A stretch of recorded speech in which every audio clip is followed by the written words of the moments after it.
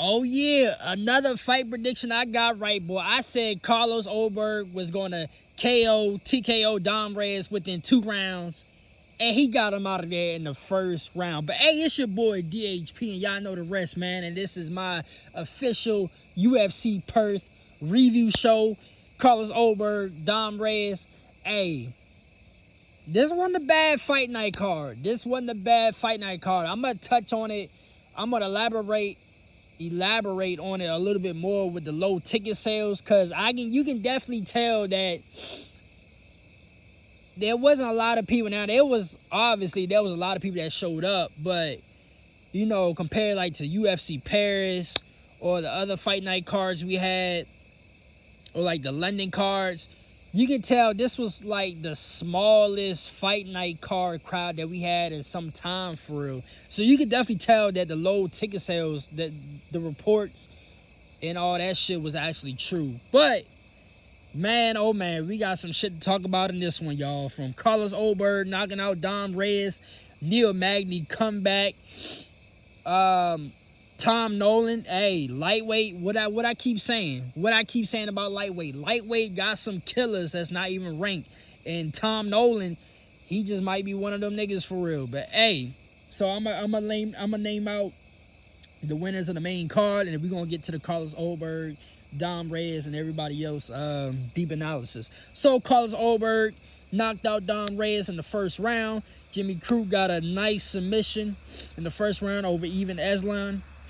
Jack Jenkins got a unanimous decision over Ramon Tavares. Neil Magny with the comeback submission win in the third round over Jake Matthews. And Tom Nolan got a submission win in the first round over Charlie Campbell. Now, Carlos Ulberg. This is why I said that I'm like, you know what? He should be the faster striker for real. That Carlos Ulberg, he's a scary motherfucker when it comes to the feet. Now, I will say it'll be interesting to see like who wins this fight. And I you know what? And it's funny because I read a comment earlier and I was like, you know what? He got a point. Like Carlos and Dom Reyes should have been on the main card of 320 next week for Pereira and Ankalaev the rematch.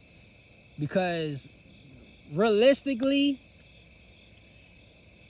we don't know what's going on with Yuri Prochazka is the backup fighter. We all know that. And I was saying it in the preview show. I'm like, depending on who wins this fight, if Dom Reyes was able to win, obviously he didn't, but in a retrospect, if Dom Reyes was to win this fight, I could see them giving him Yuri Prochazka as the title eliminator fight. But if Carlos Ulberg wins, I think Carlos Ulberg, and go back to my preview show, I said Carlos Ulberg is probably the only one that's able to overjump and skip Yuri Prochazka because he's going to be a fresher matchup. And Yuri already had his chances at the title twice. So, but dog, he just going back to what I said last week. Not last week, but the prior weeks, the fight nights that we had about somebody freezing their offense. Dom Reyes, Carlos Ulberg was giving him so many feints, and he wasn't like Dom said, like Dom Reyes, he couldn't even find his range, and Carlos, he was just too quick for him. Basically, Carlos was just too quick for him, froze his offense. Dom didn't even do what he normally do, and that's just being aggressive for real, because Dom is really not a counter puncher. Like usually Dom, he'll sit back a little bit and he'll wait and he'll find his range, and once he finds his range, that's when he become like super aggressive. But he's like really aggressive like right off the bat. Like he wants to dictate the fight, but for some reason he was fighting off the back foot. Carlos Ulberg was pressing the issue, but he was pressing the issue like on some like fill him out type shit. Like he was just giving him feints and shit like that. And then, man, just caught him with a fucking hook, and that's all she wrote. That is all she wrote. This nigga Carlos Ulberg is low-key scary for real. Um, Now it is gonna be interesting when he get this title shot. It is gonna be interesting to see like how these niggas were able to fight Carlos Ulberg, because I think, my personal opinion, Carlos is one of these fighters where you might gotta take him to the ground. I don't think Carlos, and not from my recollection have we seen Carlos really taken to the ground and like see what he can do off his back. So it's going to be interesting to see what's the game plan for Carlos, because I think if you try to strike with him, I think that's where you're going to fuck up at. That's where you're going to fuck up at, is where you try to strike with him. But I've said it. Go back in the preview show. On both of my platforms, I said it. Carlos is going to KO Dom within 2 rounds. I was thinking 3, but I said within 2 rounds. But man, he got him out of there in the first. I mean, the first. Yeah, it's light heavyweight. I'll say this. Carlos, I mean, it would have been a great story regardless if Dom was to win, because, you know, Dom, he would create this like he'll create like this comeback story, kind of like how Glover was. Like Glover Teixeira for years and years was like considered as like one of the best light heavyweights, but every time he got close to a title, even when he fought for the title, when he fought against John Jones, he was just outclassed. And then finally, you know, he was when he faced John Blachowicz, he finally got the belt. Like Dom Reyes, if he was able to beat Carlos Ulberg today, it would have been on the same lines as Glover Teixeira in his journey. Like Dom, he was a highly touted prospect through the ranks. Then he fought John Jones, which arguably you can say that Dom beat. I feel like Dom, he was winning the fight, but he let off the gas. He lost that fight. I can say, you know, people say Dom got robbed, whatever. Dom lost that fight more than John won the fight, just because Dom let John back in the fight. He let off the gas. It's not even a robbery if you let somebody, you know, retake control over the fight. Because all Dom had to do for real was just keep pressing the issue for like 2 more rounds. Like he had, in my personal opinion, he had the fight won if he would have fought the same way he did on to the 3rd and the 4th round. He would have won. Cause then John Jones would have won, you know, that last round for real. So, but in a retrospect outlook, Dom was a highly touted prospect. Then he faced John Jones. And then ever since that John Jones fight, he never could get that magic back. And now he's been up and down, up and down, up and down. Now, in recent year and a half, he's been on this comeback streak. But if he was to win tonight, it would have been on that same path as Glover Teixeira, you know. But obviously now that comeback Cinderella story has ended in the first round. But hey man, we in some interesting times with light heavyweight now. As talented, I wouldn't even say talented, as loaded name wise light heavyweight is, there's still a huge skill gap with actual technique and actual skill. So it is interesting with Carlos Ulberg in the mix now. I will say that, because it's a fresh meat, we could say. But yeah, man, Carlos Ulberg, he got it on the first round. Jimmy Crute and Ivan S. Ersland. Jimmy Crute, he looked good. If Jimmy Crute, I ain't gonna say he's championship contender worthy, but he could be a good solid, a good solid journeyman in light heavyweight, you know, if he can. Because his grappling, Jimmy Crute's grappling, and we all know Jimmy can get down with the hands, but Jimmy's grappling, And going back to the call, what I said a few seconds ago with the Carlos Ulberg and Dom situation, the light heavyweight skill gap is like it's far in between. So Jimmy can go a long way in light heavyweight. Now I don't think he's championship contender material, but he can honestly be up there. If it's grappling like this, he can definitely be up there. He can definitely be up there. Jimmy Crute, got the boy down, got his bag, and you can't even say it's a rear naked. It looked like a fucking neck crank, to be honest. He was, like on wrestling, when they sit down on your back and they got your neck up like not a Boston crab, but like, I forgot what's it called. It's not a crossface, and it's not a Boston crab. I forgot what is it called, but they sitting on your back with the elbows on your knees, and they just crank the neck back. That's kind of like how that was. That was brutal, but Jimmy Crute, he did the damn thing with that, and Jack Jenkins and Ramon Tavares. This was a good fight. I was texting my boy about this whole fight. I'm like, if I was in Jack's corner, I would tell Jack to just keep leading. Because Ramon Tavares couldn't really do nothing unless Jack was fighting off his back foot. Every time Jack would come back against the cage, that's when Tavares, he would get his offense in. But I could tell right away, the first couple minutes in that first round, the way Jack was level changing, going head, going body kicks, leg kicks. Jack had more striking arsenal than Tavares.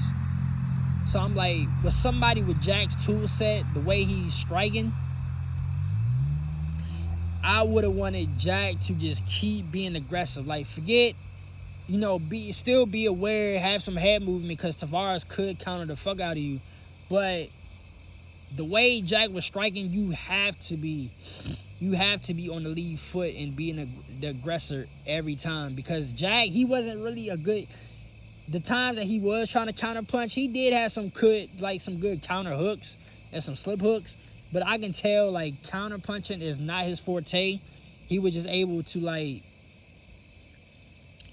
get a couple slick shots off here and there. But if you get somebody that's much more striking, a striking, responsible defensive fighter, he would not get them counter shots off. So that's why I was like, you know what? I just want Jack to keep being aggressive.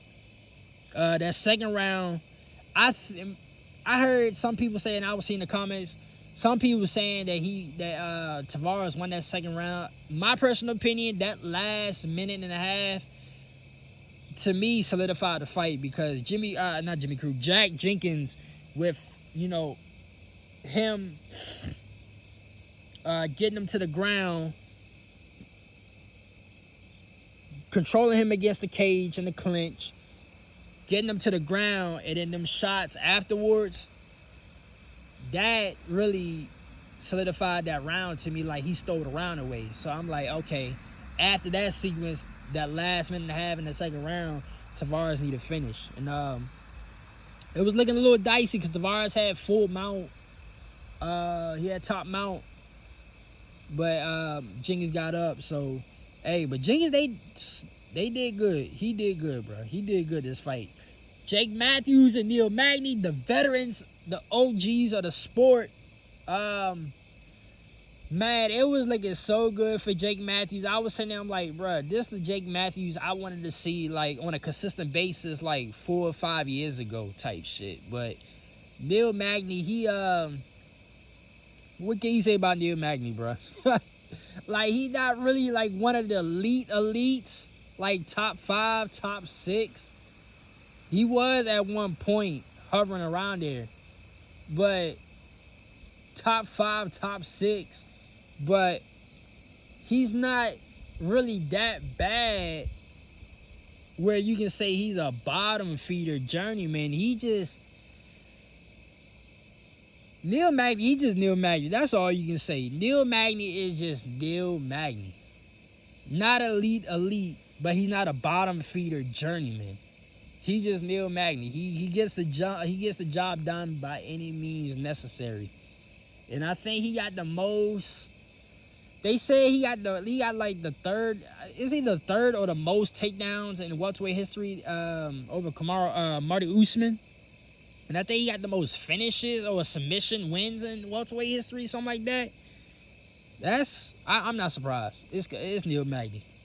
Soon as when Neil Magny got him to the ground, at first I was like, what the fuck is Neil Magny doing? Like, Jake Matthews almost had him out of there with the guillotine in the first round. And every time that Neil Magny was shooting for a takedown, Jake Matthews would always go for that gilly. Like, hey, shout out to Dustin Poirier, jump the gilly. That's what Jake Matthews, he always jumped the gilly every time Neil Magny shot in. And this time around, he was able to reverse, transitions. And then on top of that, he got him to the ground and did his own submission. Hey, that Darce is undefeated. When somebody got that Darce, like, synced in for real, you is not getting out of there. I've seen niggas get out of the triangle. I've seen plenty of niggas get out of the guillotine. I seen a couple get out of the rear naked choke. Every now and then you see somebody get out of rear naked choke, but when somebody got the Darce synced in, there is no getting out of a Darce. There is no getting out of a Darce. It's almost like a omoplata.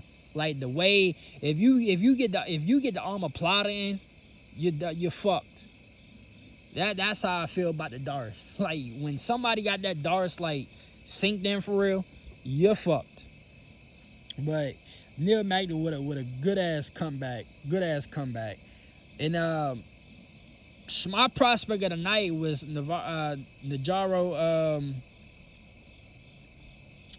Navavio Sterling, but we got to give it to Tom Nolan, because that was not, and I say this about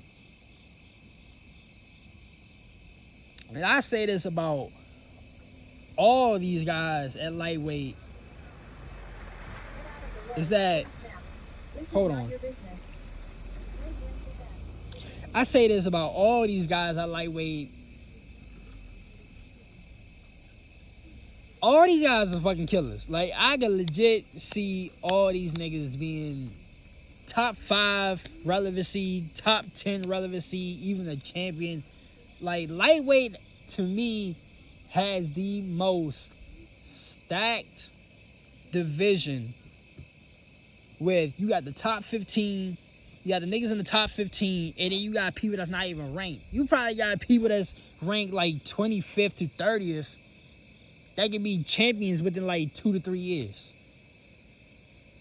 And what we see from Tom Nolan tonight, the striking, the leg kicks, and shout out to Charlie Campbell too, because the leg kicks that he gave to Tom Nolan, they was both like, both of their kickboxing is actually pretty good, my personal opinion. But Tom, seemed like Tom got the overall, like, the overall package with striking, kickboxing, Muay Thai, and he got the grappling. The way he was able to take Charlie down, get his back on the instant, and sink in that rear naked, that was amazing. That was amazing. That tells me like his jiu-jitsu and Brazilian jiu-jitsu is on one. So if you got your striking on point with your jiu-jitsu and Brazilian jiu-jitsu, you is made for lightweight. You is really made for lightweight. But overall, man, this was a good card. This was a good card. Like I said, there's always these type of cards. These type of cards that on paper you look at and it's not good. And then we get to actual fight night and these niggas fighting their hearts out. They fighting their hearts out. Very entertaining. Like I said, only, and by the way, for those that subscribe to my YouTube channel, hop over there because we're going to talk about the low ticket sales in a few seconds, because this video is going to go just a little bit longer with that talk. But these are the type of cards that we always look at, because on paper it looks like it's not gonna be that good, and then it turns out to be one of the best. So, but this card was good. Now, is it the best fight night card of the year? It's hard to say. But it ain't the worst. It ain't the best. It's like that happy medium for real. But before I go,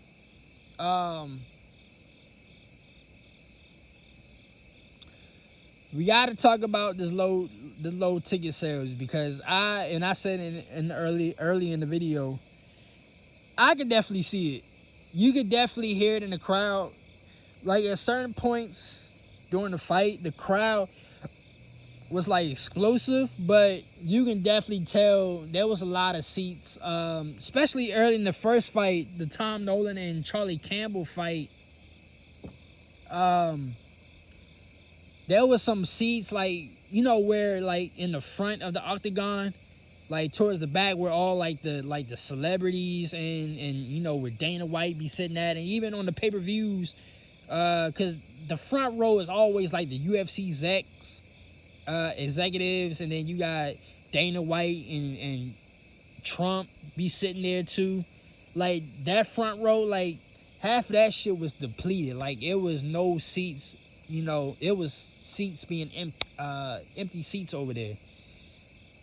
But then also, and I told this, and I said this to my boy in the group chat, I'm like, WWE wrestling, they do this at certain times too back in the day, where if like Raw and SmackDown didn't really, wherever city they was at, if they didn't really fill up during that time, or in that event, if it wasn't really jam-packed for real, they would close off sections of the arena or stadium, right? But on TV, they would pan the camera a certain way to make you think that it's jam-packed. But you can obviously tell, especially with combat sports or just wrestling in general, like WWE, whatever, you can tell when, you know, a stadium or arena is like full capacity because the crowd interaction.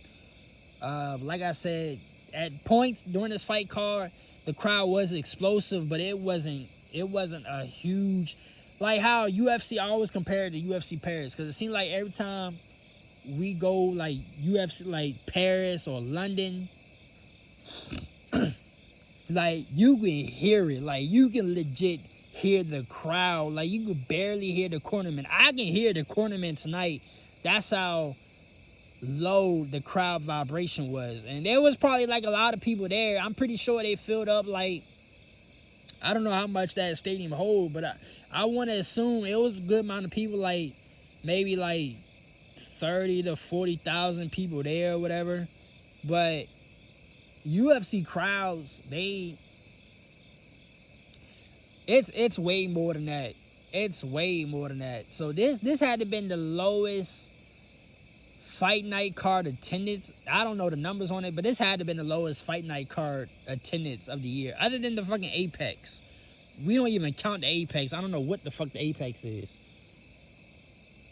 But as far as like going to actual cities and actually having a crowd attendance, this had to been the lowest, because there was a lot of points throughout the night where I'm like, yeah, they didn't really fill up like they thought it was. And I said it on the preview show. I'm like, between the fight card not being overly stacked on paper, but I think majority of it is that you got 320 coming up next week, and then 321 with Tom Aspinall, Cyril Gahn within like the next, like, if we add up all the weeks, we got 320 next week, and then a fight night card the next week,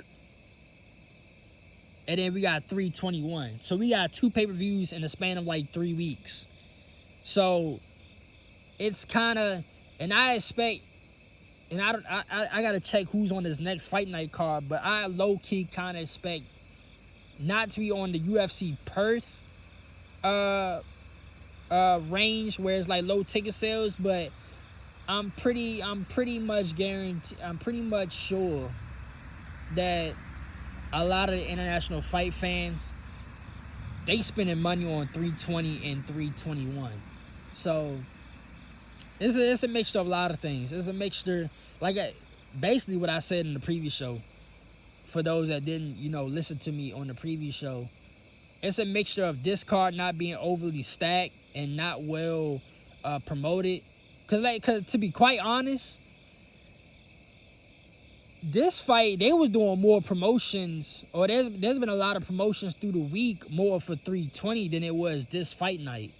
So unless you really in tune with the UFC like that for real, and you know what's going on, you really wouldn't even know there was a fight night this weekend. So between the promotions, then the card not being as stacked, then you have two big pay-per-views within a 3-week span. Yeah, this card was basically stuck it was a rock in a hard place for real, because you're battling multiple things that's really out of their control. But overall, this was a good card, another good fight night week. So yeah, man, it's on to bigger things now with next week 320. So until my weekend recap video on Monday, holla at y'all niggas later, man.